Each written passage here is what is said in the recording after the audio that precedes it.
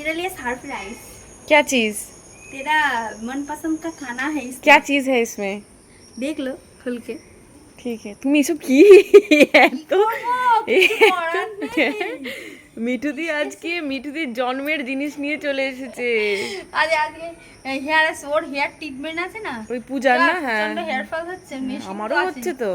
আমার একদিন অন্যদিন এসে করে দাও একটা। হ্যাঁ, ওর গত মাসেরটা করা হয়নি, আর এই বর্ষা তার প্রচন্ড ঘাম। আমি বললাম ঠিক আছে, ওই জন্য মেশিন রয়েছে বলে এই হচ্ছে অতদিন। এই আমি চলে যাই, নাহলে বৃষ্টি নেমে যাবে আবার। ঠিক আছে, এখান থেকে তো এইটুকু যাবে, বৃষ্টি নামবে তো কি হবে, একটু ভিজবে। আমি যাবো না। রোদেও প্রবলেম আর বৃষ্টিতেও না, প্রবলেম। আমার শরীরটা না, আমার রোদে প্রবলেম নেই, গরমে প্রবলেম নেই, আমার শীতে প্রবলেম। কিসে যে তো ঘুরে বেড়াও। সে তো সুন্দরী থাকা। হ্যাঁ সেটাই বলো। এই আমি পরে এসে কথা বলছি। মিঠুদি পূজার কাছে গেল, পূজার কাছে ও বললাম না পূজার কাছে ফার্স্ট অ্যাপয়েন্টমেন্ট, পূজার ফার্স্ট অ্যাপয়েন্টমেন্ট ছিল।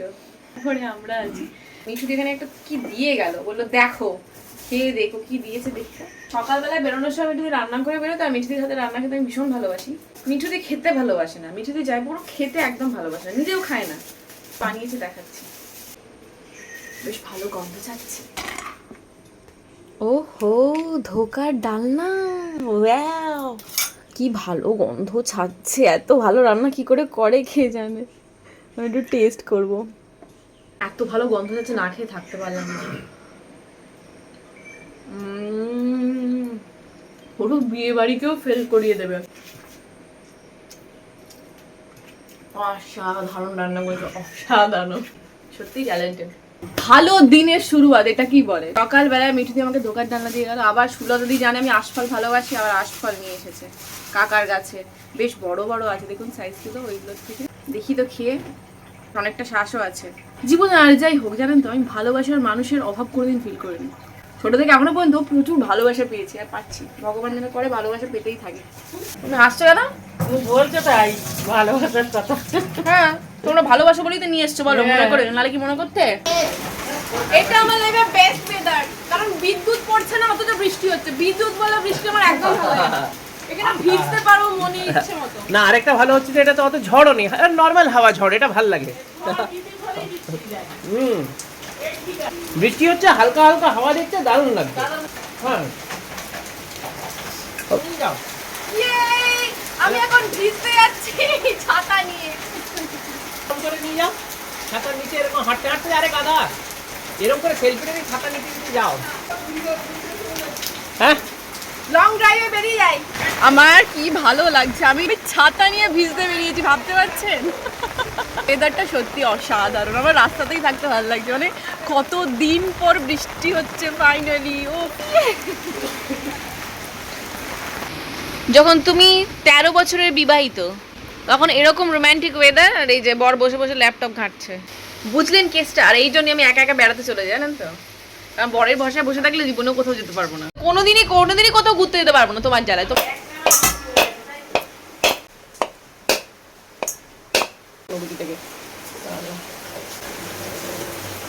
আর দিদি তুমি আটো আটো করে আমি এই নারকেলটা কাটছি আজকের জন্য প্লাস কালকের জন্য, আমি দুটোই এই জন্যই কাটলাম আর কি।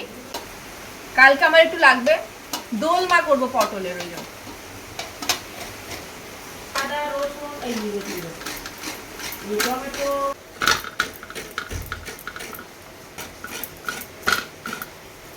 এই যে ফাইনালি নারকেল করে আমার হয়ে গেছে, আজকের জন্য এই নারকেলটা থাকবে।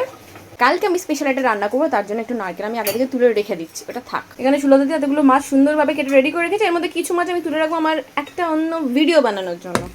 আমার বেশিরভাগ সাবস্ক্রাইবারই হলো মেয়ে, আর আমার ব্লগ যেহেতু তোমরা দেখো, মনে হয় 50%-এর ওপরেই বিবাহিত। আমার না খুব জানতে ইচ্ছা করে, জানো তো, যে তোমাদের বিবাহিত জীবনের প্রথম দিকটা, মানে শুরুর দিকটা কীরকম ছিল। প্রথম থেকেই কি তোমরা ফ্রিডম পেয়ে গেছিলে সংসারটাকে নিজের মতো চালানোর? বাইরে ঘোরা বেড়ানোর কথা বলছি না, সংসারে কি হবে, সংসারে কি রান্না হবে, কার জন্য কি হবে, সেই পুরোপুরি জিনিসটা কি তুমি ডিসাইড করতে, নাকি তোমার শাশুড়ি মা বা শ্বশুর মশাই বা যারাই জয়েন্ট ফ্যামিলি থাকো তাদের কথা বলছি। প্রথম 10-12 বছরটা আমার মনে হয় অনেকেরই কাছে ভীষণ টাফ থাকে। খুব কম লাকি পার্সন থাকে যারা নিজেদের সংসার নিজের মতো করে। আবার খুব কম লাকি পার্সন থাকে যাদের শ্বশুর শাশুড়ি বা যা ভীষণ সেন্সিবল হন বা তার পুত্রবধূকে ভীষণ ভালোবাসা দেন বা তার ওপরেই সব কিছু ছেড়ে দেন বা যেটা করছে সেটা মেনে নেন। আমার মনে হয় এর মাত্রাটা খুবই কম। তার কারণ বলি, এটা নয় যে শ্বশুর শাশুড়ি বদমাইশ বা কিছু। আমার মনে হয় তাদের পাস্ট এক্সপিরিয়েন্স যেমন, ঠিক তেমনভাবেই তাদের পুত্রবধূদের জীবনটা যেন এরকম হয়, তারা ওই কল্পনাই করেন। মানে তারা ভাবেন যে আমি তো এইভাবেই করেছি, তার মানে ও এইভাবেই করবে। ওর ক্ষেত্রে যে কিছু এক্সেপশন হবে সেটা অনেকেই মেনে নিতে পারেন। আবার কিছু কম সক্ষম মানুষের এটাও হয় যে আমি কষ্ট পেয়েছি, ওকে পেতে দেবো না, বা আমি এই জিনিসটায় কম্প্রোমাইজ করেছি, ও কেন কম্প্রোমাইজ করবে, আমি তখন শক্ত আছি, ওর জীবনটাকে ওর মতো কাটতে দিই। এইটা কিন্তু খুব কম সংখ্যক মানুষই হয়ে থাকে আমার মনে হয়। ছেলের ক্ষেত্রে ওভার পজিটিভনেস সবারই থাকে। তো তোমাদের ক্ষেত্রে কি হয়েছিল? তোমাদের বিয়ের শুরুটা বা এখনই শুরু করেছো বা এখন সেটা হচ্ছে, সেটা কি এই রকমই টাফ সিচুয়েশন যেটা তোমাকে ভাবতে বাধ্য করেছে যে কেন আমি বিয়ে করলাম? তোমরা এটা ভেবো না যে আমি হাঁড়ির খবর চাইছি। আমার না মানে মানুষদেরকে বুঝতে বা তাদের মনের কথা মানে বুঝতে বা শুনতে খুব ভালো লাগে, সেই জন্যই জিজ্ঞাসা করলাম। দেখো আমার চিংড়ি মাছের মালাইকারি রেডি, কালারটা জাস্ট দেখো। কালকে কিন্তু আমি আসছি না। হ্যাঁ জানি।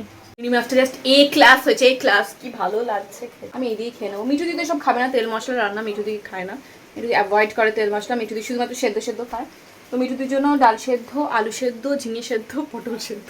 রান্নাটা তো হয়ে গেল কমপ্লিট, বেশ ফাটাফাটি হয়েছে, বেশ ঝাল মশলা একদম সব গড়গড়ে হয়েছে। আমি এটা চাপা দিয়ে এখন কি করব, ওপরে যাব, একটু গান শুনবো, একটু এনজয় করবো। এডিটিং হয়ে গেছে আজকে, সব কাজ ডান।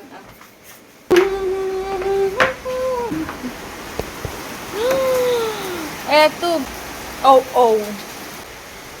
ওকে, পিহুর এটা গিফট আমি অর্ডার দিয়েছিলাম অ্যামাজন থেকে। এটা হচ্ছে একটা ট্রলি, বাচ্চাদের যে ট্রলিগুলো হয় না, ওর ইউনিকর্ন খুব পছন্দ, আমার সব বাচ্চারই পছন্দ। ইউনিকর্ন থেকে একটা ট্রলি অর্ডার দিয়েছিলাম, আর একটা ড্রেস অর্ডার দিয়েছি। ড্রেসটা এখন এসে পৌঁছায়নি, বোধহয় যেদিন বার্থডে সেদিনই সকালে আসবে। খুলে দেখি আনবক্সিং করে।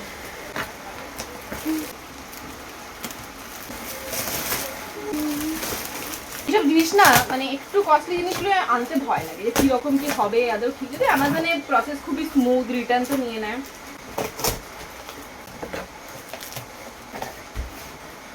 ওকে, এটা হলো পিহুর গিফট, এই যে ইউনিকর্ন ফটো পেস্ট করা এই সুন্দর ট্রলিটা বাচ্চাদের জন্য, আরামসে ওর মানে ওর ব্যাগ প্যাকিং এর জন্য ভালো। খুলে দেখি সব ঠিকঠাক আছে কিনা, তাহলে রিটার্ন প্রসেস করতে হবে না।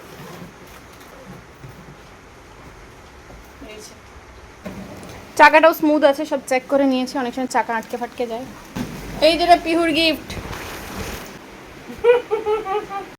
আমার হাসির ডিমে এই যে আমরা তিনজন একসাথে খেতে বসেছি, মিস্টার মুখার্জি পুজো করছে এখন, তারপরে খাবে, কারণ আমাদের কাজ এগোতে হবে, কাজ এগোতে হবে। আমার এখনো পর্যন্ত ভ্যাকসিন চলছে, হালকা হচ্ছে। আপনাদেরকে হাসির কথা আর কি বলবো, দেখুন পটল সেদ্ধ দিয়ে ভাত খেয়ে বজ্রাসনে বসে আছে নাকি হজমের জন্য, আর এদিকে আমরা চিংড়ি মাটন মুটন সবকিছু গিলে উদ্ধার করেও বজ্রাসনে বসি না। না আমার বজ্রাসন ডাক্তারে বলেছে বসতে, এই সিদ্ধটা খেতে, আবার বলছে বজ্রাসনেও বসতে, তুমি কি করবো?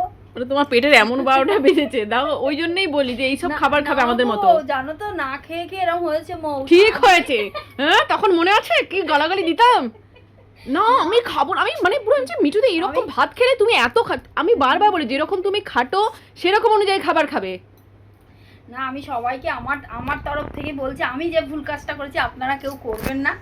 টাইমলি মানে নিজের যৌবন ধরে রাখতে গিয়ে এমন খাবার খেত যে শরীর, আমাকে শুধু বলছে আমার না মাথা ঘুরছে, আমার না শরীরটা কেমন করছে, আমি বারবার বলতাম মিঠুদি খাবার খাও খাবার খাও, আর ডাক্তার এখন খেতে বলেছে, মানে ভাবুন কি অবস্থা। সিদ্ধ তেল ছাড়া, যাই হোক সেটা তুমি প্রথম থেকেই তাই খেতে। আসলে আমার বেশি ক্ষতি করেছে কি বলতো, ওই যে সকাল 7টার সময় এক গাল ভাত খেয়ে বেরিয়ে যেতাম, সারাদিন কিচ্ছু খেতাম না, রাত্রি ফেরার সময় বেশ মজা করে ফুচকা খেতাম। ও বাবা, ওই করে করে আমার স্টমাকের 12টা বেজে গেছে, ঠিক আছে। আর আরেকজন সুন্দর আম খাচ্ছে বসে বসে, আম প্রিয় মানুষ। যদি সহ্য নয় দিও না, তারপরে দেখবো পিউর জন্মদিনের আগে একটা মানে ডিজে লাইট টুনি লাইট বেরিয়ে গেল, দরকার নেই, মুখটা কিছু করতে হয় না। আপনারা কখনো এরকম কমেন্ট শুনেছেন? মিঠি দিয়ে আমার ভ্যাকসিন করতে করতে বলছে আমি কাকিমাকে জিজ্ঞাসা করবো মৌকে কি খেয়ে পেদা করেছেন, কোন কমপ্লান খাইয়েছেন, কেন না মৌয়ের হাত পাগুলো এত লম্বা লম্বা যে ভ্যাকসিন করতে করতে থকে যাচ্ছে, তবু শেষ হচ্ছে না নাকি। আমি বলছি তাহলে বেশ ভালো বল পেলে তাড়াতাড়ি শেষ হয়ে যাবে, তাই তো? না তুমি বলেছি কখন থেকে তুমি জানো যখন আমার হাত পাগুলো লম্বা, তুমি সেরকম টাইম নিয়ে আসবে আমার কাছে। লম্বা মেয়ের কাছে যাচ্ছি। পারছে না বাবরে বাপ। আমাকে ছোটবেলা থেকে এইসব কথাগুলো শুনে শুনে বড় হতে, জানো তো সবাই এইভাবে অ্যাড্রেস করতো আমাকে, ওই যে লম্বা করে মেয়েটা আছে না, ওই যে লম্বা করে মেয়েটা, ওই মেয়েটা। আমি কিসের মধ্যে পড়ি, লম্বা না বেটো? আমি মাঝামাঝি। মাঝামাঝি, ঠিকঠাক। মিঠুদি বেরিয়ে গেল, তারপরে ছাদে গেলাম, গাছ ফাছ দেখলাম, এটা সেটা করলাম, করতে করতে আমার বেজে গেল প্রায় সন্ধ্যে 6টা। তারপরে সন্ধ্যে ফন্দে দেখিয়ে রাতের খাবারটা বানাচ্ছে, এখানে আজকে ডালিয়ার খিচুড়ি বানাচ্ছি আমার মিস্টার মুখার্জি আর নদীর জন্য। মায়ের জন্য রুটি হয়ে গেছে অলরেডি, মা রাত্রেবেলা এইসব খায় না।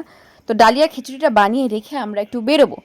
প্রথমে যাব হচ্ছে বাজারে নদীর জন্য জুতো কিনতে।